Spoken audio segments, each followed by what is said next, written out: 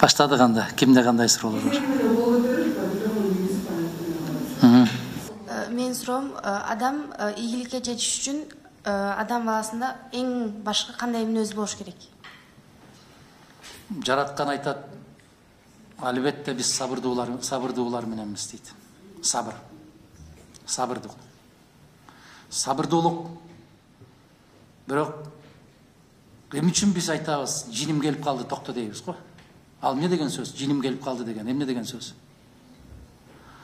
Ар бир пенденин ичинде каны менен кошо айланып жүргөн жин болот. Киши ачууланганда, киши өзүн өзү билбей калат дагы, жин башкарып калат.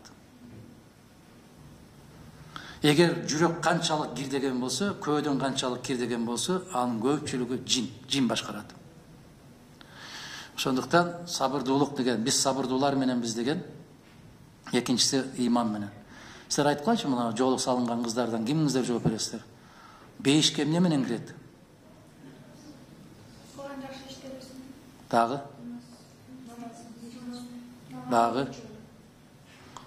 Бейишке илим менен киреби, адеп менен киреби? Баракелла. Экөөнүн айырмасы аябай чоң. Өтө илимдүү, бирок адепсиз болушу мүмкүн. Өтө илимдүү болуп, бирок адепсиз. Илими жок, бирок билимдүү болушу мүмкүн. Илим менен билимдин айырмасын билесиздерби? Илим бул китептен аласыңар. Билим бул турмуштан алынат. Ошон үчүн кыргыз керемет калкпыз. Ата бабалардын керемет мындай бир аныктамалары бар. Ошон үчүн илим, билим деп экиге бөлүп койгон. Илим жана билим. Башка тилдерде мындай жок, илим, билим деген. Ошон үчүн адеп, кызым, адеп, дагы бир жолу айтам, адеп. Эгер талантың таш жарып турса дагы, адебиң жок болсо, көзгө көрүнүш кыйын. Мына биздин тоо таштарда, алыскы айылдарда жашап аткан ушунчалык тубаса билимдүү аксакалдарыбыз бар. Билимдүү чоң энелерибиз бар. Мына академияда иштеп, галстук тагып жүргөн академиктерден бир канча жогору турат даражасы. Бирок 7 классты бүткөн. Же мектепке барган эмес. Бирок табиятынан билимдүү алар. Табиятынан ошондой бир башкача жаралган. Ошон үчүн айтат го. Келгенде кийимине карап салам берет дагы, кетээрде акылына карап узатат дейт. Кийинип алсаң эле, кокоюп кийинип алсаң, айрыкча биздин кыргыздарда ушундай мыктыраак эле кийинип алсаң, баары эле жакшы мамиле кыла берет. Анан оозуңду ачканда, оозуңдан чыккан сөзгө жараша, кетериңде ошого жараша анан мамиле кылат. Ушундай. Экинчи суроо. Сиз Кыргыз Республикасынын президенти болуп калганда, сиз Кыргызстандын да кандай ыкмалар менен өнүктүрөт элеңиз? Ыкманын кереги жок. Биздин партия жаралгандан бери эле иман, мыйзам, тазалык деген 3 сөз бар. Бүттү. Башка эч нерсенин кереги жок. Мен жана айттым. Имандуу коомду тарбиялаш керек. Ал мектептен башталат. Эгерде мектептен эмес, бала бакчадан башталат. 2 даанышман дос болуптур. Ошолор көп жылдардан бери достошуп жүрүп, акыры бир күн ошол досуна экинчи досу келет. Мен уулдуу болдум дейт.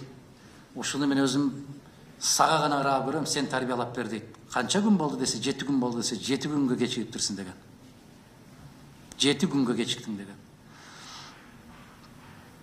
Мен ошол имандуу коомду тарбиялагым келет. Эгер коом имандуу болсо, мына экинчи халиф ким? Ким экинчи халиф? Силер моунда кийингенден кийин мындай кызыгып ичине киресиңерби же формабы?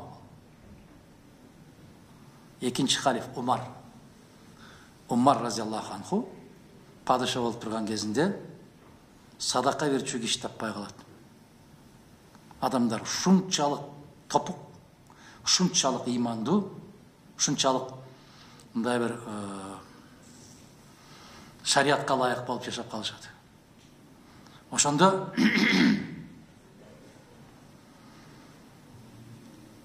Бұл өлкө кандай болуп ушундай тез арада өнүгүп кетти, тез арада ушундай болуп кол жеткис байлыкка жетип кетти деп Кытай императору тыңчы жиберет. Барып билчи дейт. Себептери эмнеден экен? Келип баягы тыңчы падышаны издейт, могул жерден көрдүк дейт, тиги жерден көрдүк дейт. Сарай кайчы десе анда сарай болгон эмес, азыркылардай болуп. Кортеж менен жүргөн эмес, машина менен жүргөн эмес, кароолчулар менен жүргөн эмес, мылтыктарды асынып алып, элдин арасында жүргөн. Анан акырында чыдабай, ушунчалык кыйналат да, ошол жерде, могул жерде, тетиги жерде уктап атат десе, караса, бир камышты төшөп алып, камыштын үстүндө бир уктап аткан кишини көрөт. Ушул падышаңар ушулбу десе, ушул дейт. Ишенбейт тургузуп, мен Умар, эмне маселең бар дейт. Десе, баягы Кытайдан келген тыңчы айткан экен, бул өлкө эч качан кедей да болбойт, бул өлкө эч качан эч кимден жеңилбейт деп. Себеп падышасы ушундай болуп, кумдун үстүндө камышты жастанып алып жатат деп. Караңыздар. Сиздин сурооңузга ошондой. Эч качан өзгөчөлөнбө, өзгөчөлөнсөң билим менен өзгөчөлөн дейт. Өзгөчөлөнсөң ибадат менен өзгөчөлөн, илим менен өзгөчөлөн дейт. Мен ошондой коомду курууга аракет жасайм. Кандай? Бир эле жолу бар. Өзүң таза бол, башкалардан ошону талап кыл. Бүт анан өлкөдөн мен азыр көптөгөн жанагы жетекчилерден угамда эл багабыз деп жүрүп чарчадык, элди бакпай эле кой. Элди уурдабай койсоң, эл өзү багып алат. Тескерисинче ошол эл багып атат. Саламатсызбы агай? Саламатсыз. Сиз бул саясатка кантип келип калдыңыз эле? Жана кичинекей кезиңизден бери ушул депутат болом деген оюңуз, кыялыңыз бар беле? Депутат болом деген кыял эмес, Кыргызстанды башкарам деген кыялым бар эле. Мына 7-8 класста биология, география, тарых сабактарынан конспект жазасыңар силер? Ошол конспекттердин артында ашып калган барактар болот эле. Чейрек бүтүп калат эле, ошонун артынан карасам, Мадумаров АК тире первый секретарь ЦК Компартии Киргизии деп эле жазып берет экен. Ошондой. Ал кезде Кыргызстандагы эң чоң киши Борбордук комитеттин биринчи катчысы эле. Усубалиев эле, андан кийин Масалиев болду. Мына ошондой деп элестетчүмүн. Эгер кичинекей кезиңден эңсебесең, анда чоңойгондо балекетке жарабайсың. Биздин Кыргызстандын кайгысы ушундай болуп атат. Түшүнгүлө, туура түшүнгүлө. Мына силер эртең кесип тандайсыңар. Сүйгөн кесибиңерге барасыңар дагы, баратканда өтпөй калсаңар, койчу уят болду. Андан жөн жүргөндөн көрө бул жерге деле кирип коеюн деп бир жерге кирип коесуңар да, контракт азыраак. Бирок ал кесипти сүйбөйсүңөр. Туура? Адамдын жүрөгү эркин болуш керек. Мына кыздар эртең турмушка чыгат, жигиттер үйлөнөсүңөр. Ошондо биринчи кезекте жүрөгүңөрдү эстегиле. Жүрөгүңөр эркинби, эркин эмеспи? Адамдын жүрөгү эркин болбосо эч кандай бакытты сезбейт. Капаста олтуруп алып, жеген даамдуу тамактын даамы жок сыяктуу эле. Жүрөгүң эркин болбосо, кесип тандаганда, күйөө тандаганда, аял тандаганда, дос тандаганда, иштеп аткан жумушуңду тандаганда, жүрөгүң эркин болуп, ошону чын көкүрөгүң менен сүйбөсөң, ага барбай эле коюш керек. Ошондуктан ар бир адам өзүнүн ордунда болушу керек. Андан уялбаш керек. Бирөө дарыгер болом дейт, бирөө банкир болом дейт, бирөө мыкты багбан болом дейт, бирөө койчу болом дейт, бирөө чабан болом дейт. Бизде бир жигит бар, Батыр деген. Жаш жигит, жаш болгондо кандай эми ошо 35 менен 40-тын ортосунда. Ошол жигитке айттым мен. Эмнени кыялданасың дедим да. Биз көп жылдардан бери чогуу жүрөбүз, мени менен чогуу жүрөт ушундай. Баары айтат да биз менен чогуу жүргөн балдарга, сиз мындай жерге барып калсаңыз, мындай кылсак болот, мындай жерге барсаңыз, андай кылсак болот дейт.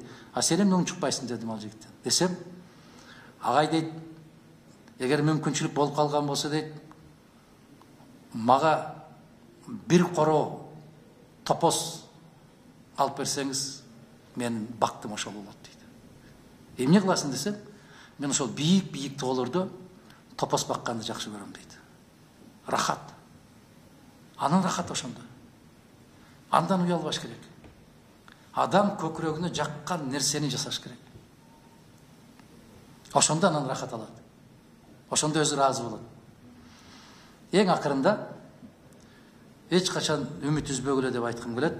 Мусулманчылыкта үмүтсүз жалгыз шайтан. Аракеттерди жасай бериш керек. Дейл Карнеги дегенди билесиздерби?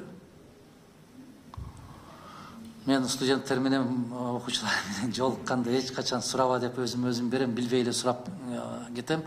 Дейл Карнеги деген аябагандай кыйынчылыкты башынан өткөргөн, бирок дүйнөгө атагы чыккан психолог десеңер психолог,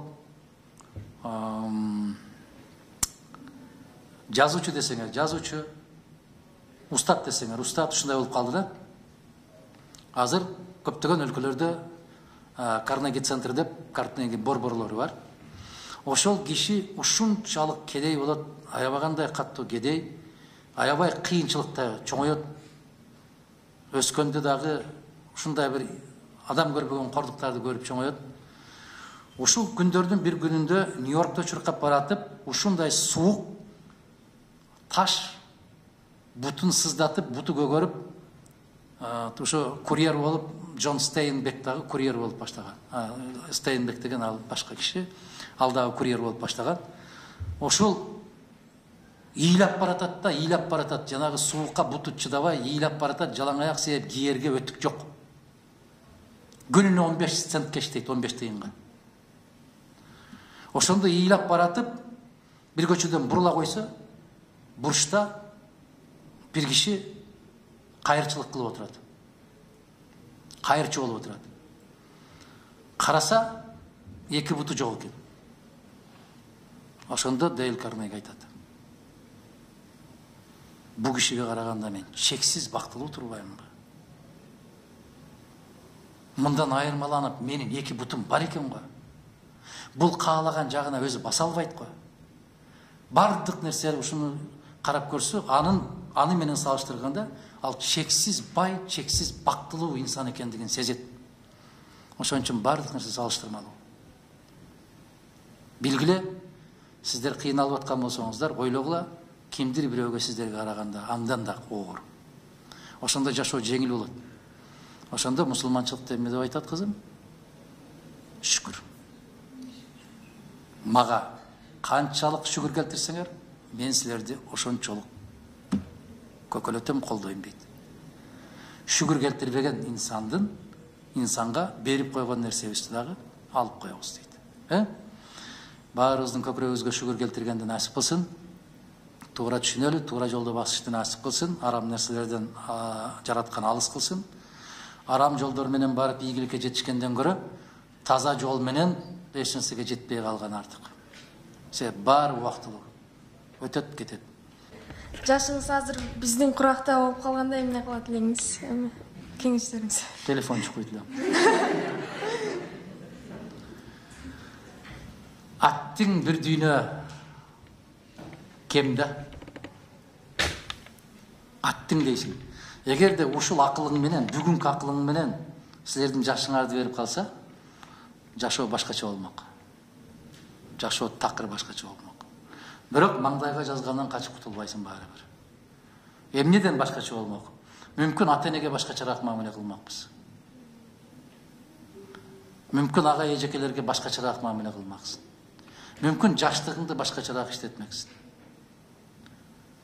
Мүмкүн көбүрөөк нерсени билүүгө аракет кылмаксың. Айым ал кайтпайт да. Кайтпайт. Эки нерсе кайтпайт. Кеткен жаш кайтпайт. Ооздон чыккан сөз кайтпайт. Мына ошол жеке адамдын баласында эң өкүнүчтүүсү ушул, баарын кеч түшүнөт. Адамдын адамдыгы ушунда турса керек. Ошо көп нерсени кеч түшүнүп калган. Ошон үчүн кыргыздар илгертен философ болгон, жоголгон бычактын сабы алтын дейт. Колдо бар алтындын баркы жок дейт. Азыр сиздер жаштыкты, мына эжекейлериңер сыяктуу, же мен сыяктуу жаштыкты кандай баалап, жаштыкты кандай сагынганды силер сагынбайсыңар. Себеп силер анын баасын билбейсиңер. себеп силер ошол жаштасыңар азыр. Ошон үчүн көп нерсе башкача болсо керек эле, бирок кандай болушу мүмкүн эмес, себеп силердин жашыңарда менин жашымдагы акыл болушу да кыйын. Бардык өзүнүн убактысы менен келет экен. Ошон үчүн арман дүйнө дейт, жалган дүйнө дейт. Жалган дүйнөнүн жалгандыгы ушунчалык, ушуну билгиле. Ошол эле биздин пайгамбарыбыз бир күн ошол сахабалар менен базарга кетип бартып, бир өлүп калган эчкинин денесин көтөрүп алып базарда кыйкырат го, ушуну 5 дирхамга ким алат деп. Ким алат деп кыйкырат го. Десе айтат го Аллахтын элчиси, тирүү кезинде 3 дирхамга албаган эчкини өлүп сасып баштаган 5 дирхамга ким алмак эле десе, ошондо пайгамбарыбыз саллаллаху алейхи ва саллям айтат: "Моно дүнүйөң" дейт, "моно жалган дүнүйөң. Бүтүндөй байлык, бийликтерин бириктирсең, ушул эчкинин тарпынчалык болбойт" дейт. Маанисин түшүнөсүздөр ушуну? Демек, бул дүйнөдө көпкө көппөй, азга чөкпөй, тегиз өмүр сүргүлө деген сөз. Кыйынчылык түшүп турган болсо, түшүнгүн эртеси жарыктык бар. Өтө каттуу сүйүнүп бараткан болсоң, акылыңа келгин, бул да бүтөт дейт. Жана Сулайман алейхиссалам шакегинде жазылгандай. Айтат го, эң каттуу кайгырып аткан кезиңде момду ачып кара дейт. Анан өтө каттуу кубанганыңда кара дейт. Өтө каттуу кайгырып атканда караса, бул күндөр өтөт дейт. Жазылып турат. Өтө каттуу кубанып аткан мезгилинде, эми шамалды минип алган инсан, пайгамбар шамалды башы ийдирип койгон, жиндерди башы ийдирип койгон, Сулайман алейхиссаламга. Ошо киши дагы эмне керек? Өтө каттуу кубанып атып мындай караганда айтат, бул да өтөт дейт. Баары өтөт. Бирок кыйынчылыкта да, жаманчылыкта дагы адам бойдон калыш милдет. Айтматов эмне үчүн ушундай бир акылман сөздөрдү жазган? Илгерки жазып кеткен акылмандардын китептерин чукулуп окуп олтуруп биздин заманга котормочу катарында келген. Дүйнөдө адам үчүн эң кыйыны күндө адам болуп калуу дейт го. Ошол мында миңдеген жылдар баштагы айтылган сөз ушул. Кандай кырдаал, кандай абалга түшпөгүн, адамдык сапатыңды жоготпо деген сөз да бул. Сиздин кичинекей кезибизде ар бирибиз эле кыялданабыз го, сиздин кыялыңыз кандай болгон? Кыялыңызды айтып берсеңиз. Биздин кыял азыр силерден кыялдан башкачараак болгон. Силерде кыял азыр iPhone 14 алыш. Ошого жетишти. Анан контракт менен бир жерге түшүп алыш, анан бир мыктыраак бир жерге. Бизде кыял, бала кыял болгон. Бала кыял, аябай таттуу кыял. Мен чоңойсом, дарыгер болсом, же мугалим болсом дегендей кыялдар болчу да. Ошондой ак халатты кийип алып, бирөөнүн дарылап чыгып келсең, апаң сени карап турса деген, ыраазы болуп. Анан мен ошо 9-8 класста окуп жүргөндөгү бир кыялым бар, ошол бактылуу жашоо. Бактылуу болуш бул сенин жасаган ишиңе ата-энеңдин жана элиңдин сага ыраазы болуп карап турганы деп айтканбыз да.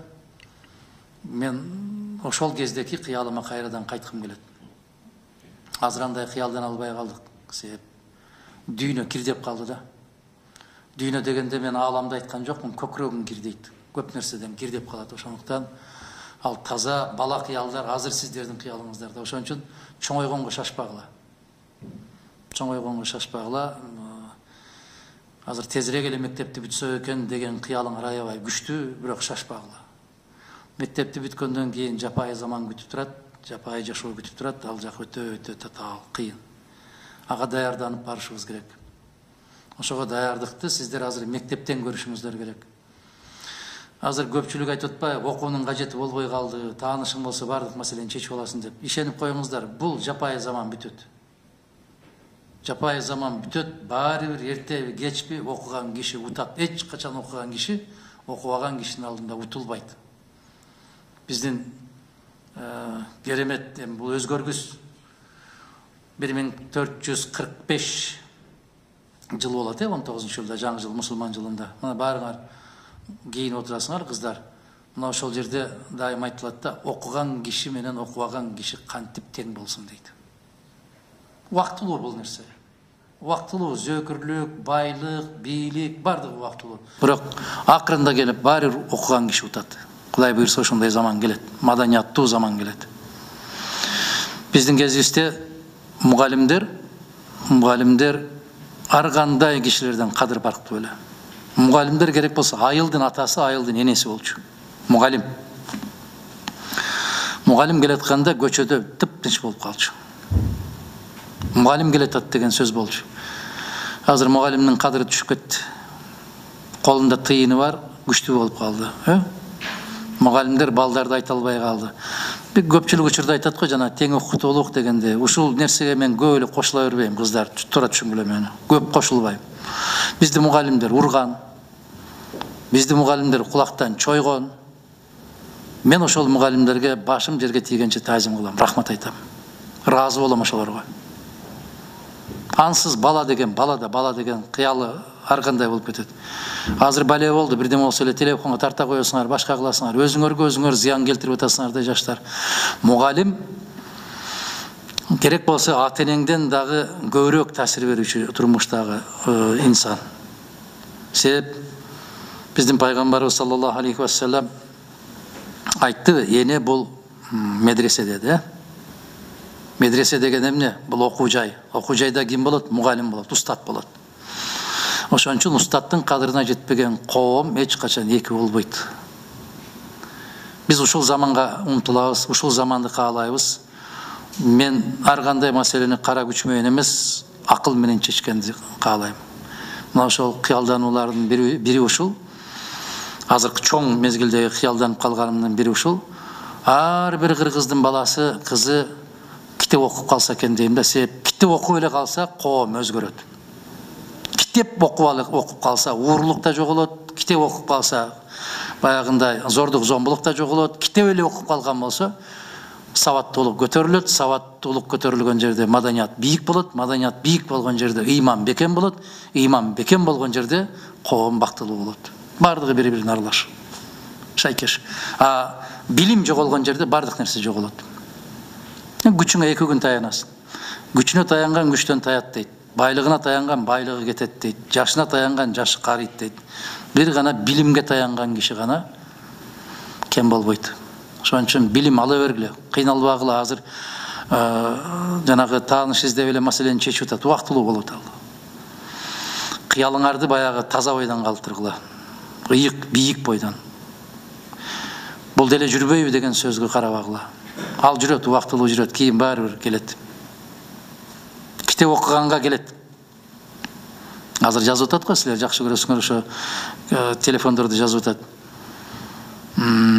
Эртеби кечпи баары бир китеп окуганын алдына келишет баары. Ошондой кыздар. Бизе көп окуучулар мындай мугалимдерге айтпай жашырып, өздөрү уюштуруп жайлоого тиякпайга чыгышат го. Ошону мектепке киргизип, дайыма эмес, учуру менен ошо окуучуларды өздөрү мугалимдер сүйлөшүп, алып барса ушинтип окуучулар жашырынып барбаганга деген ойда. Мугалим менен окуучунун ортосунда сыр болбош керек да. Мугалимдер канчалык бийиктеп көкөлөп кеткен болсо, балдардан ошончолук алыстап калат. Балдардан алыстап калгандан кийин балдар, кыздар өздөрүнүн көкүрөгүндөгү сөздөрдү мугалимге айтпай калат. Мен жана сөзүмдүн башында айттым. Мугалимдер керек болсо ата-энеге караганда көбүрөөк таасир берет баланын калыптанышына. Айтып атпаймынбы, бизде кезинде ошол чыбык менен уруп койчу, кулактардан чоюп койчу, кээде анча шапалак болуп калчу. Азыр эстейм. Азыр сиздерди бир четинен карап туруп аяйм, чындыгында аяйм да. Себеп менин да өзүмдүн 3 балам бар, алар чоңоюп калды. Эң кенжеси 9-класс, силер менен тең. Мен өзүмдүн балалыгым менен ошолордун балалыктарын салыштырам да. Менин балалыгым алтын балалык. Керемет балалык. Биз козу бакчыбыз, сакман. Биз чөп чапчыбыз. Сапкостун чөбүн. Биз тамек терчүбүз. Биз жүгөрү чапчыбыз. Биз пахта терчүбүз. Биз картошка алмага барчубуз. Рахаттын рахат. балта менен балканын айырмасын билчүбүз. Кол ара кандай болот, эки кишилүү ара кандай болот, аны билчүбүз. Күрөк кандай болот, кетмен кандай болот, аны билчүбүз. Себеп жүгөрү чаап, тамеки чаап чоңоюшубуз. Азыр балдар кечирип коесуздар, мындай бир мунжу болуп калган да. Эч нерсеге шыгы жок. Эч нерсе билбейт.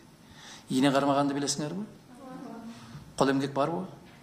Өтөбү силерден кол эмгек? Начальник класстарга.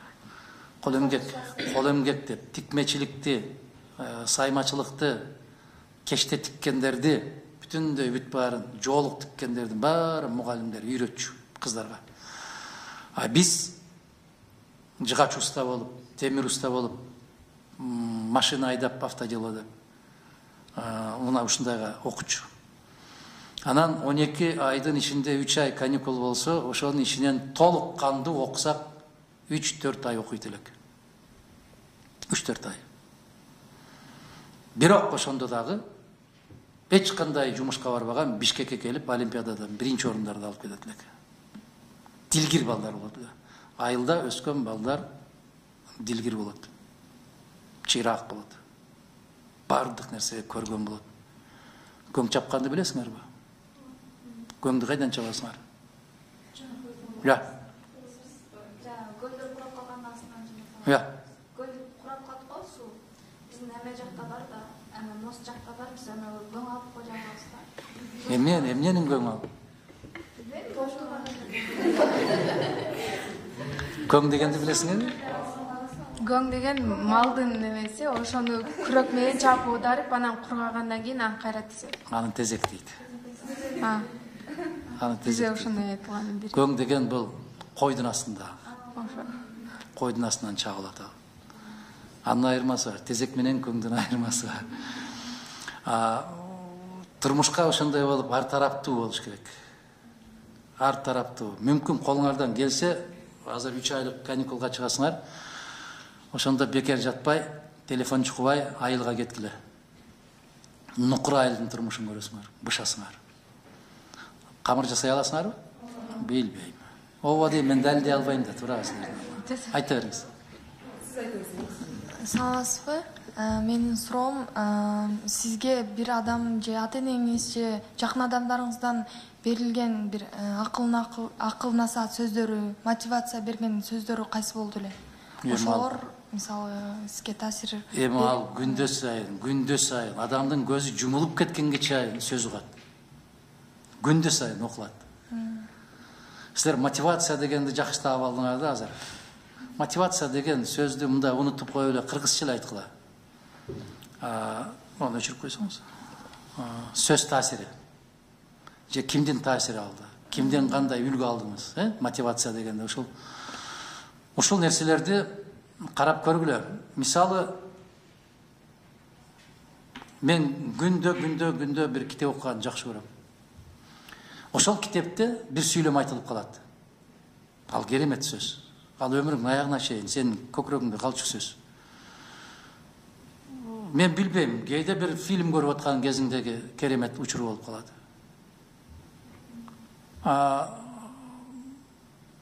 Кече жакында башта мындай бир биографиясын окуган жерим бар эле. Кече мен өзүмдүн жардамчымда, кеңешчимдагы Айпери деген кыз могул жерде отурат. Ошо кыздан сурадым. Непокоренный деген фильм болду да. Нельсон Мандела жөнүндө. Билесиздерби Нельсон Мандела ким? Нельсон Мандела деген Түштүк Африка өлкөсүнүн президенти. Кара киши. Караларды ушунчалык кордуктоо, зордуктоо, кыйноолордун заманында апартеид деп коет, ошол мезгилде жашаган киши кара болуп каралардын укугу үчүн күрөшкөндө бул түрмөгө салынган, 25 жыл түрмөдө жаткан. 25 жыл түрмөдө жатты. Нобель сыйлыгын алды. Мына ошол киши ошо фильмден бир үзүндү. Аял аябай катты урушуп атат да. Эмнеге? Себеп бир полиция bir кыйынчылыкка түшүп калды эле, ошого аябай чуркап жүрүп көмөк берип, ошонун көңүлүн көтөрүп койду эле, аял урушуп атат аны.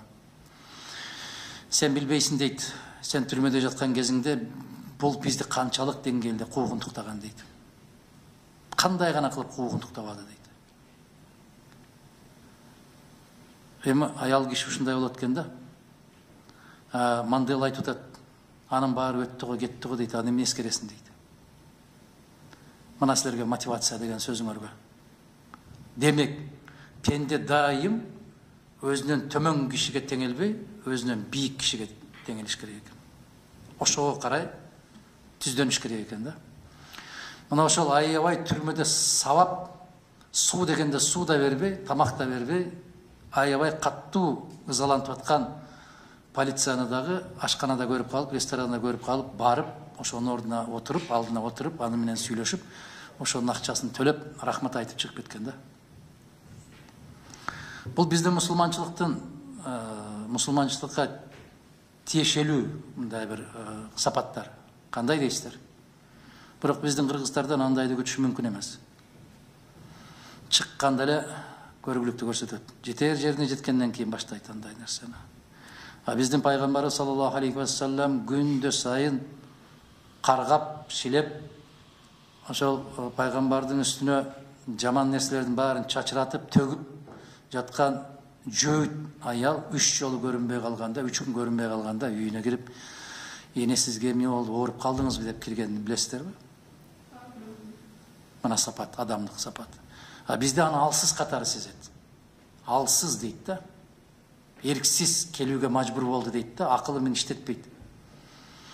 Же базарга кире бериш жерде күндө туруп алып, Мухаммед жалганчы, Мухаммед ууру, Мухаммед сыйкырчы, Мухаммед дегендей деп эмнелерди гана айтпаган жөөткө күндө өзүнүн колу менен бир тамак алып барып, күндө бир жолу тамак берип турган билесиздерби? Көзү сокур. Жөөткө көзү сокур. Каза болуп калгандан кийин көптөн барбай калганда Абу Бакир Сыдык ким?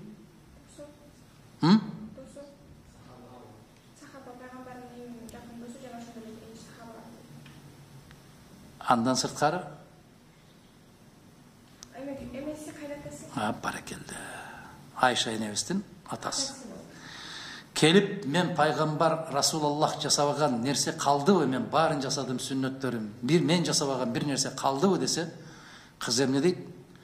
Баарын жасадың ата, бир нерсени калды дейт. Эмне калды десе, ушу базардын кире бериш жеринде Расулаллахты кыйкырып, жамандап, ууру деп, жалганчы деп кыйкырып аткан, көзү сокур, эки көзү көрбөгөн жөөткө күндө тамак алып барып, өзүнүн колу менен тамак берчиле дейт. Сен ушуну жасай элексиң дейт. Десе үйүнө барат дагы, тамак жасайт дагы, барып бергенде, сен кимсиң дейт. Жанакы жөөт. Сен кимсиң дейт. Десе, мен сага күндө тамак берип жүргөн кишимин дейт. Десе, сен жалган айтасың дейт. Кантип дейт. Десе, ал кишинин тамагы башкача болчу дейт. Ал киши мага жакындаганда, андан бир керемет жыт чыкчу дейт. Ал киши менин тамакты оозума салганда, тамагынын даамы керемет жумшак болчу дейт. Сен ал эмессиң дейт. Дегенде ыйлайт. Ал киши жок, эми келбейт деп. Ким эле ал киши десе, ал ошол Мухаммед саллаллаху алейхи ва саллям, Мухаммед пайгамбар болгон десе, жанагы жөөт ошол жерден ушундай каттуу таасирленет, силер айткан мотивация. Ушундай каттуу таасирленет, боздоп ыйлап ошол жерден исламды кабыл алат. Мен күндө кыйкырып аны жамандап атсам, күндө үстүнөн жуугунду төгүп атсам, ал киши келип мага ушундай тамак берип жүргөн киши ошол эле деп ушунчалык каттуу таан берет. Биздин көкүрөгүбүздө ошондой барбы сезим? Жок тандай. Биз ошон үчүн сокур пендебиз. Биз пендебиз. Дагы. Саңызбы? 3 суроо калды. Мен суроом, адам ийгиликке жетиш үчүн адам баласында эң башкы кандай мүнөз болуш керек? Жараткан айтат, албетте биз сабырдуулар мененбиз дейт.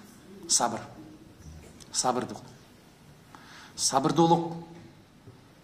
Бирок Эмне үчүн биз айтабыз, жиним келип калды, токто дейбиз го. Ал эмне деген сөз? Жиним келип калды деген эмне деген сөз? Ар бир пенденин ичинде каны менен кошо айланып жүргөн жин болот. Ачууланганда, киши өзүн өзү билбей калат дагы, жин башкарып калат.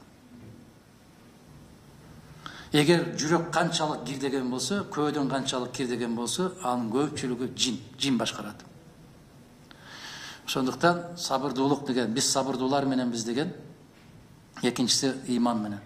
Силер айтып калчы, мына жоолук салынган кыздардан кимиңиздер жооп бересиздер? Бейишке эмне менен кирет? Дагы? Бейишке илим менен киреби, адеп менен киреби? Баракелла. Экөөнүн айырмасы аябай чоң. Өтө илимдүү, бирок адепсиз болушу мүмкүн. Өтө илимдүү болуп, бирок адепсиз. Илими жок, бирок билимдүү болушу мүмкүн. Илим менен билимдин айырмасын билесиздерби?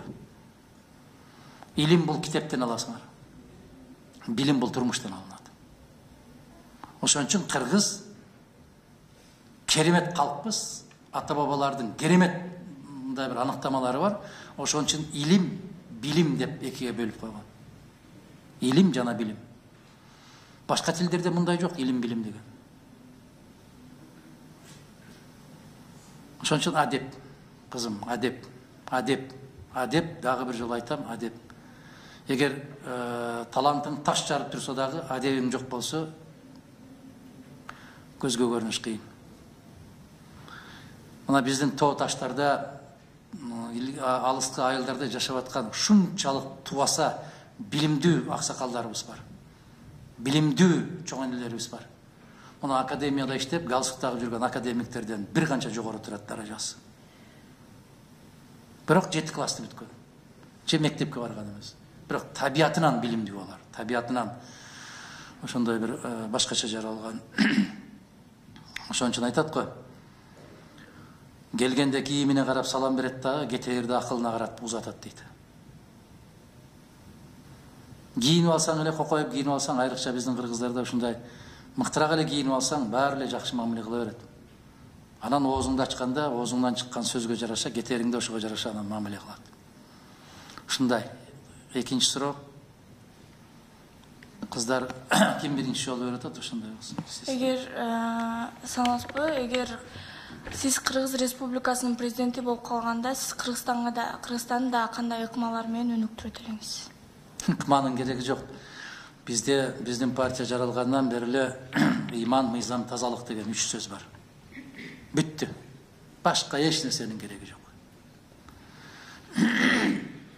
Мен жана айттым. Имандуу коомду тарбиялаш керек. Ал мектептен башталат. Эгерде мектептен эмес, бала бакчадан башталат. 2 даанышман дос болуптур.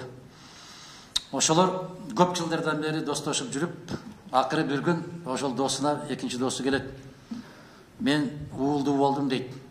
Ушуну мен өзүм сага гана ыраа көрөм, сен тарбиялап бер дейт. Канча күн болду десе, 7 күн болду десе, 7 күнгө кечигиптирсиң деген. 7 күнгө кечиктиң деген. Мен ошол имандуу коомду тарбиялагым келет.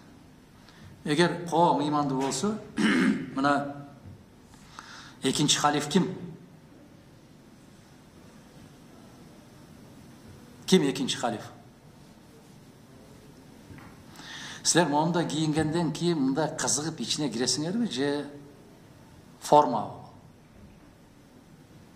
Экинчи халиф Умар разияллаху анху падыша болуп турган кезинде садака берчү киши таппай калат. Адамдар ушунчалык топук, ушунчалык имандуу, ушунчалык мындай бир шариатка ылайык болуп жашап калышат. Ошондо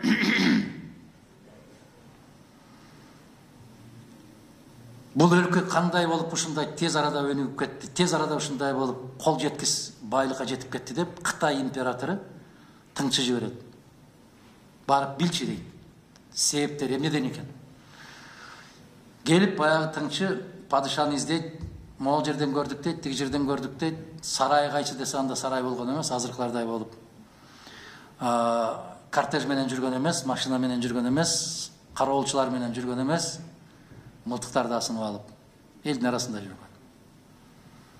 Анан акырында чыдабай, ушунчалык кыйналат да, ошол жерде, могул жерде, тетиги жерде уктап атат десе, караса, бир камышты төшөп алып, камыштын үстүндө бир уктап аткан кишини көрөт. Ушул падышаңар ушулбу десе, ушул дейт. Ишенбейт тургузуп, мен Умар, эмне маселең бар дейт. Десе, баягы Кытайдан келген тыңчы айткан экен, бул өлкө эч качан кедей да болбойт, бул өлкө эч качан эч кимден жеңилбейт деп.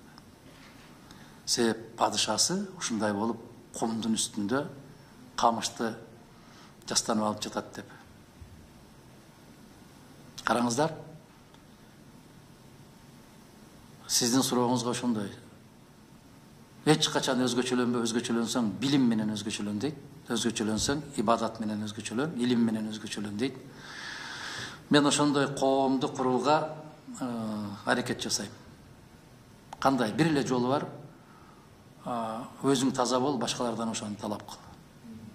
Бүт анан өлкөдөн мен азыр көптөгөн жанагы жетекчилерден угамда эл багабыз деп жүрүп чарчадык, элди бакпай эле кой. Элди уурдабай койсоң, эл өзү багып алат. Тескерисинче ошол эл багып атат. Баары. 5-класс, мен балам 5-класс, ошондо эле менде 2 кыргыз тили бар. Ичинде программалары ошол эле баягы эле антоним, синоним, бирок автору бөлөкчө, анан деген көнүгүүлөр эле өзгөрүлөт экен да, калганы правиласы ошол эле боюнча экен. Эми ошону жылда өзгөртүп эмне кереги бар эле? Даже 5 жылда өзгөртүп эмне кереги бар эле? Математикасында бирге мен балам менен дайыма окуп аттым. Математикалардын ичинде кээ бир эсептер чыгарышы туура эмес да, мисалы плюс келген жакка алуу болуп калыш керек. Ошондон да аябай кыйналат экенбиз да, мындай такыр чыкпайт, карежеге чыгасың, анан эжече бияк туура эмес экен, бул технический ошибка дейт да, мындай болушу мүмкүн эмес да, бул окуу эмеде технический ошибка вообще бул недопустимо деп ойлойм. Эми сиз эжеке атыңыз ким? Айнура. Айнура эжеке. Сиз да кайсы сабактан бересиз? Мен комитетмин. Ата-энелер комитет. Көрдүңүзбү, сүйлөп атканда сиз деле орусча, кыргызча Ооба. кетип баратпайбызбы? Тилекке каршы заман ушундай болуп калды. Мен ушуну айткан киши мени жакшы көрбөйт да, жаман көрөт. Жок, сиз туура эле айтасыз. Карасаңыз, азыр эми чычкан ийине кире албай атып, куйругуна калбыр байлаптыр деген сөз бар кыргызда. Ошол сиз айткан китеп фондун толук камсыз кылып бербей атып, латынга өтсөкпү деген күйдүргүлөр чыкты. Ушуда биз Ушундай күйдүргүлөр чыкты азыр. Айланайын. Сен өзүңдүн ушул Кирилл тамгасындагы китептериңдин фондун корун кантип калдына келтиресиң, ошону ойлош керек да бүгүн. Туура айтасыз, биз деген ошо китеп издеди, сөзүңүзгө аралашып кечиресиз. Биз деген китеп издеп, биз көп дүкөндөргө кирдик, көп жерге бардык, бирок кыргызча китеп табыш оор экен. Аябай оор экен да, анан мындай бизге эме ошо суроо туулду да, жана кыргыздын жазуучулары эмне иш кылып отурушат депчи. Кыргыздын жазуучулары медаль күтүп отурат, орден күтүп отурушат, наам күтүп отурушат. Ушун менен алек болуп калышты да. Тилекке каршы ушундай. Бирок эски классика болуп калган китептерди эле кайра басса, Ошо болот. Болот экен. Ана сизге бир мисал келтирейин. Билимге, маданиятка көңүл бурмайынча бул өлкөдө эч кандай өзгөрүү болбойт. Өзгөрүүнүн баарын билимдүүлөр жасайт. Тилекке каршы ушундай болуп атат. Анан жанагы мектебиңиздин абалы жөнүндө, мугалимдер жөнүндө айтып атканыңызда ушундай болушу керек. Кандай деп айтса, мен да мугалимдин баласымын.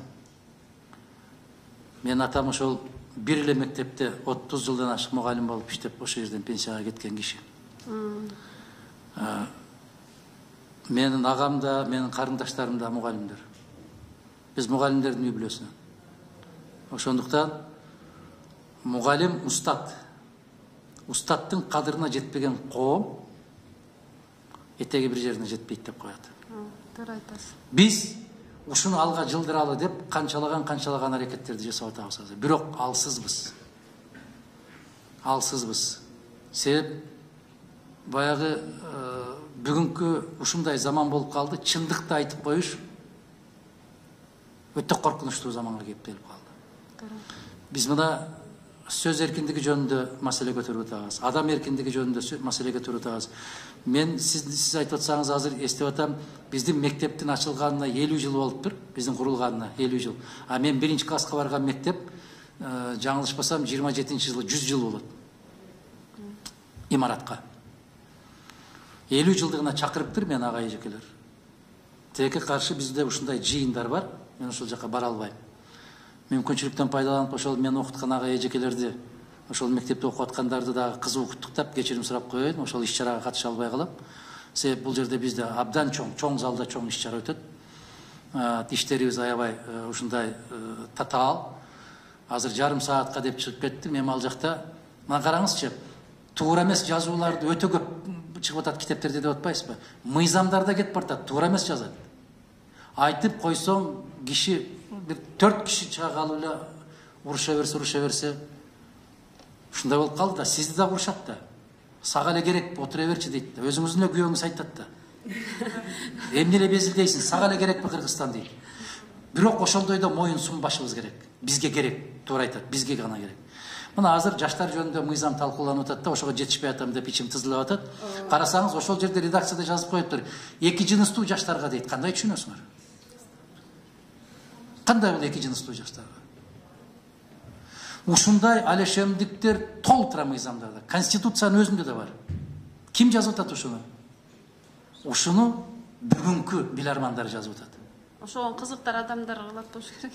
Ошол сыяктуу сиздин окуу китептериңизде эң туура айтасыз. Кошуунун ордуна алуу, алуунун ордуна кошуу, ушундай нерселер өтө көбөйүп кетти. Бул китеп басышты коммерцияга айландырып алды. Акчага айландырып алды. Ошондой экен ага. Эми ошону кайрадан жөнгө салыш үчүн, ордуна келтириш үчүн башынан тазалаш керек да. Башынан тазаланыш керек. Ошондо анан баардыгы өзүнүн ордуна келет го дейм. Орто маселеси боюнча сурайын дегем. Сиздин көз карашыңыз кандай? Мисалы, азыркы учурда биз университетке тапшыруу үчүн биз ошо ортонун балы менен кетебиз да. Бирок ушул жакшы окуп, анан ошол орто балынан мисалы жакшы окугандар да өтпөй калышы мүмкүн да. Мисалы мен өзүмдүн чоң коркунучум ошол кийин ортодан балым жетпей калабы депчи. Ошого сиздин көз карашыңыз кандай? Мисалы, ошол мектептин программасында берилебиз ошол ортода, же андан тышкы башка суроолор берилип калышы да мүмкүн. Туура. Биринчиден, биздин бүтүн Кыргызстандын позициясы силер эгер кызыгып таанышып көрсөңүздөр белгилүү болсо керек. Биз ОРТ дегенди, анан жанагы электрондук сабак берүүлөрдү, онлайн дегенди, офлайн дегендердин баарын көп жактыра бербейм. Адам менен адам дегенде адамдын көзүн караш керек. Мугалимдин биринчи кезектеги касиети ушунда турат. Мүмкүн ошол мезгилде кандайдыр бир себептер менен жигит же кыз жооп бере албай калды, бирок көзүнөн байкалып турат. Дилгир, көрөгөч алдында бар. Табиятынан Кудай берген бир таланты бар жигиттер, кыздар. Жөнөкөй эле ушундай муздак бир автоматтын чечими менен ал жакта же бул жакта калбашы керек. Биз ошондуктан сунуш кылып киргизип атканыбыз эски экзамен ыкмасына кайра келишибиз керек. Адамдын тагдырын жанагы жашка тапшырып койбош керек. Ал жерде 3 жооп берип атпайбы? Бастың тобокел, туура келип калдың да. 1000 жерден жакшы окусаң дагы мүмкүн ошол жерде адам ар кандай жагдайга түшүп калат. Ошондуктан сиздин айтканыңыз абдан туура. Биз ошол эски союздун системасындагы билим берүүгө кайтышыбыз керек деп мен нече жылдан бери айтып келатам. Жаңы билим берүү кодексин иштеп чыгышыбыз керек. Ал 3 бөлүмдөн туруш керек. Биринчи мектепке чейинки, анан орто, андан кийин жогорку окуу жай деген. Анан 4-үчү өтө эле каттуу кетип калган болсок, Кыргызстанда илим билим жөнүндө деген бөлүк менен кетиш керек. Баардык билим берүү жөнүндөгү мыйзам бир китепте, бир мыйзамдын ичинде болуш керек деген. Анан кандай ыкмалар менен ошол сиз айтып аткан маселени киргизиш керек, аны карап көрөлү. Рахмат. Туура айтасыз.